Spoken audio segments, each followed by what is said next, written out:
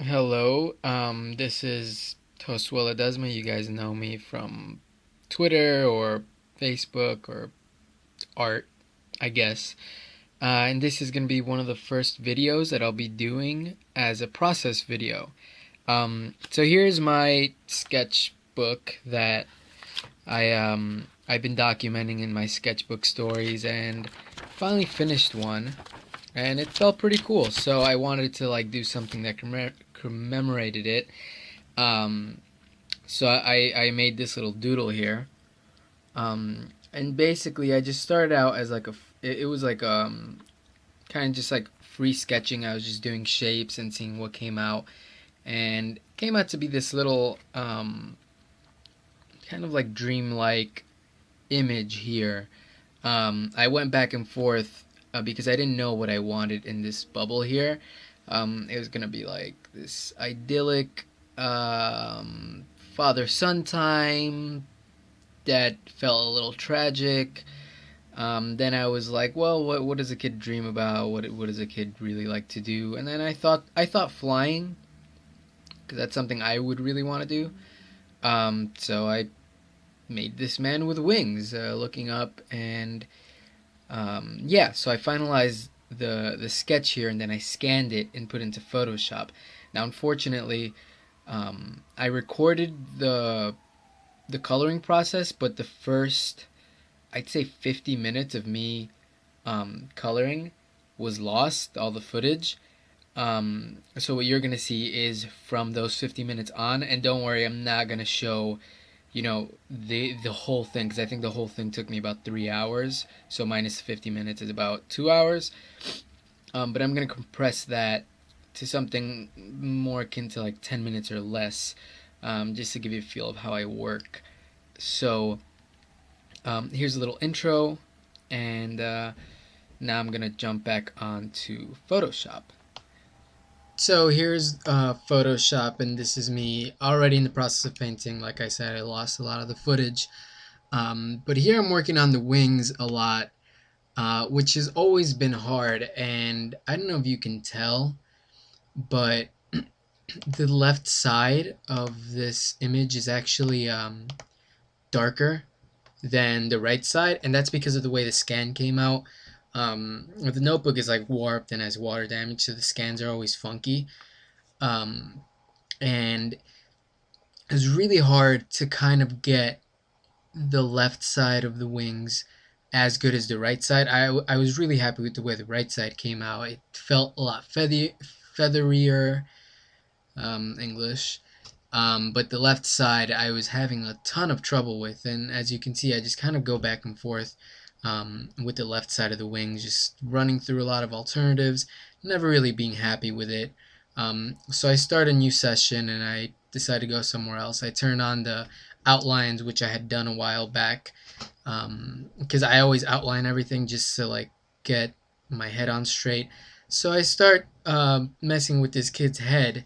Uh, I don't know if I was clear enough, but I started with shapes, and it these shapes turned into this kid kind of sleeping, dreaming. What I'm doing now is actually I'm messing with the levels and a lot of the layers, which you can see on your right side. This is the original scan, and I'm adding a gradient just so it can be flat, because that the fact that the right side, the left side was darker and the right side was lighter was really messing with me. So I kind of just fidgeted around with the adjustments and layers, and kind of made the lighting more accurate. So as you can see now, it's flatter, and now I start going into some of the details, adding a few more, um, a couple of different tones and shadings to the figure, because right now everything is pretty flat and everything is pretty um, kind of in the beginnings of a painting. So here now I'm starting to fidget with this kid's clothing's kind of giving him some wrinkles. But I quickly realized that that kind of doesn't look too great. It looks a little too rendered. um, as you can see, the brush that I'm using is a special textured brush. I'm not sure where I got it from. Maybe it was in Photoshop already, or I downloaded from somewhere. But Basically, it has this jitter, so it's kind of just like a, I wouldn't say splatter brush, but it really adds texture and you can build a lot. And I really like it because it doesn't give you that like really um, fake looking Photoshop thing. So here, so you see that on my outline layer, you saw some color there. That was a mistake. I actually messed up, and it kind of like will always remind me, be aware of what layer you're painting on because you might be painting on the wrong layer. And part of my difficulty here is I was trying to fix this kid's clothing, not realizing that I had painted part of the clothing on the outline layer itself. So it gave me a ton of trouble in the long run. As you can see here, this shouldn't be here. It should just be the outline and not the color. But I wasn't paying attention. It's my fault. And now as I'm trying to get a thin black outline, because I really like outlines for some reason, as I'm trying to get that finalized, I need to remove the original dark, messy outline that I did right at the beginning of the sketch. But doing that meant also messing with some of the color that I put on there. So it was all kind of a mistake. And that 83 that you see on bottom is the opacity setting for that outline layer. Basically, I had to keep track um, of the fact that I had paint on this outline layer, which needed to be deleted at the end of things anyway. But that's just my mistake. And it added, like, I think another 40 minutes to my painting time just because it was a hassle. So, um, moral of the story is know what layer you're painting on. So here I'm just doing some detailing of the kid, and I start going somewhere else because you don't want to stay in the same place for too long. You kind of get tunnel vision and it kind of wears you out. So here I'm going on the bottom. I'm just trying to add more contrast to the image and be a little bolder in my color selection because that is kind of I wouldn't say a problem, but something I need to be more aware of is the fact that I can choose brighter and more saturated colors. So that's why I made the bottom half of the picture darker. And I still kind of keep going on, but I do like the light touch, the kind of white that shows off from the brush. So I kind of add that little extra light and blue at the bottom. So here I'm just trying to clean up the image because I have this outline, so I need to adhere to it with its colors. Um, and now I continue with my outlining here, kind of just doing the final outline of this kind of dream bubble, I guess I would say. Um, and the reason I like outlines is because it's mostly uh, I don't want to say kind of like a cheat, but it makes everything pop out in a specific way. Almost all most comic books or traditional comic books and traditional cartoons have these black outlines, and I was kind of like raised. Actually, I wasn't raised reading comic books, but I was raised watching a lot of cartoons. And I think that kind of added to my sensibility, and it just became automatic that whenever I drew something, I would add outlines to them. Um, so that's what I did here, and that's kind of my instinct. Whatever I do, I will add some kind of final outline. Um, and here you can see that I've added the final outline, so I'm kind of just finalizing things here and making sure everything, kind of like a coloring book. I'm filling in um, the color and not trying not to pass the lines because you can't do that. So that's most of what's going on here. And what'll happen actually is that when I finish this part, and a lot of the times, even though I add an outline, I always toggle it on and off because I do realize that sometimes things work better when they don't have an outline. And it's especially when you're working with a digital medium, you have to take advantage of the fact that you can turn things off and on, and you can very easily manipulate things. Like here, I'm removing the kind of trails because maybe it'll look better without them. So what I did is I duplicated the color layer and kind of just made one without the trails and made one with the trails and saw which one looks better. Um, in the end, I chose the trails. I thought that was a little more interesting, and I kind of liked it more. So now moving on to the man over here, kind of giving him a little more texture, making him a little more interesting, adding shadow, adding some darker um, parts to him, also being a little more anatomically correct. As you can see, because he's up, his rib cage also lifts, and it creates this kind of recess in the stomach where like the abdominals would be. I also added a top light, as if like a light was shining down on him, more so to just make him interesting because he is kind of flat right now. And I don't want him to be. I want him to be a little more dynamic, a little more eye catching. So I give him this light, and then I add that same kind of light to the wings. Although, like, even when I look at it now, I knew I still wasn't happy. Like, the right side of the right wing, or the what's to the right of us, looks so much better than the left side. But I left it alone for now, and I'm like always, I'm adding an outline to this figure. I'm also giving him a hand because I kind of cheated with the original anatomy. I just gave him wrist and stopped there.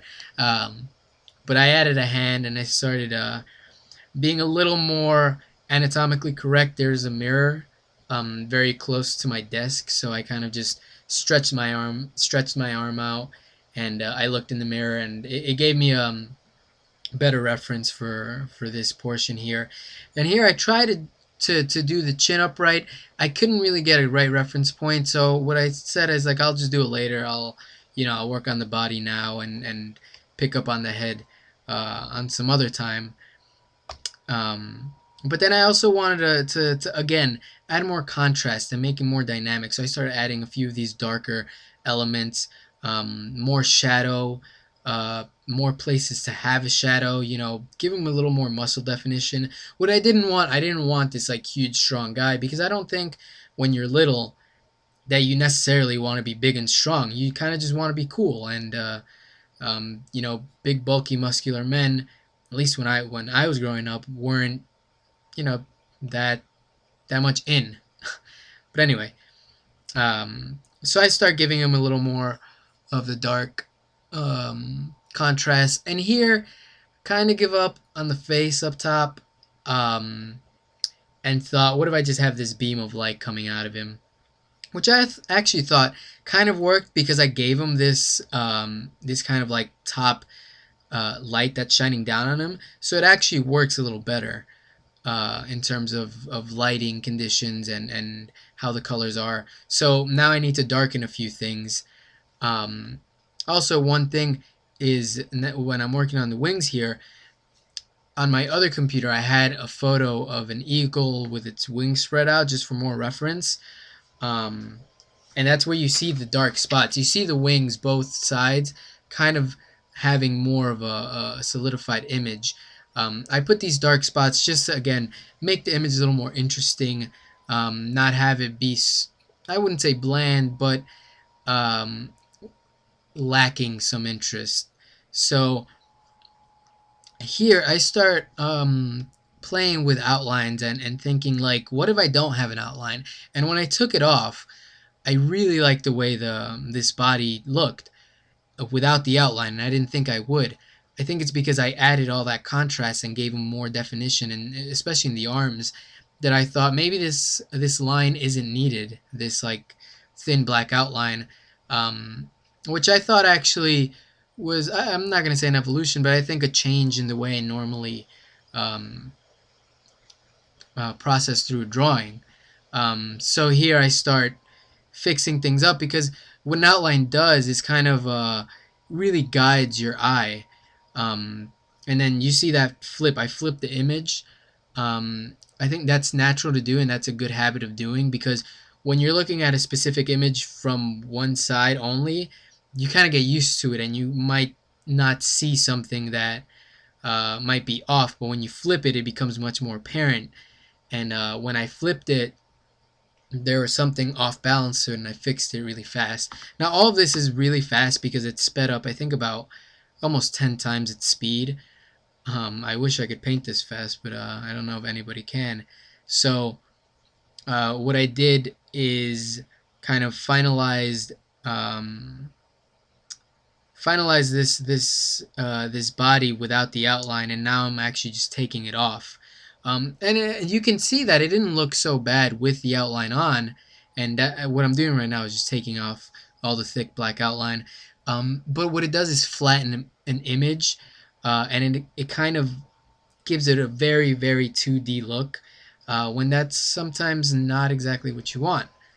And so what I'm doing here is just doing more cleanup, making sure everything looks good. I don't want too many patches of white or light coming out. Like I said, my brush is kind of textured, so when you press it once, a lot of light comes out. So with the image basically done, this is kind of where the magic happens. Like I said, I don't use too many bold colors, and I'm kind of flat in my composition color-wise. So what I'm doing is making adjustments, and these are settings within the Photoshop program that allow you to play with light, with exposure, with levels. Honestly, I don't really know what all that means, but I know, if I move this up, things will be brighter. If I move this down, things will be darker. So that's kind of just what I do till I like something. And you'll see me toggle it on and off, or sometimes I do it too much. So I take it out, kind of just try to find a happy medium. And the reason I do this is because I want specific things to pop. You can see I paint a darker abscess on his stomach, just to make him more interesting, because if he was flat and I used the same kind of colors with the same saturation and same hue, it'll look kind of dull. So that's why I play a lot with the light settings. And as you can see, the image becomes more livelier now. More lively. So here you can see my original scan. The opacity is a little lowered, but it was really hard to actually get it, because the scan was so bright and you could barely see the black. I mean the actual pencil marks. But now I'm just toggling through every layer. I think I have like 20 layers by the end of this. And I'm just making sure I'm not missing anything, making sure something's not added correctly. And here's the image. Hope you like it. And thanks for watching. Hope I didn't take too much of your time. And let me know what you guys think, either of the image itself or this whole video, which I plan to do again. So thank you.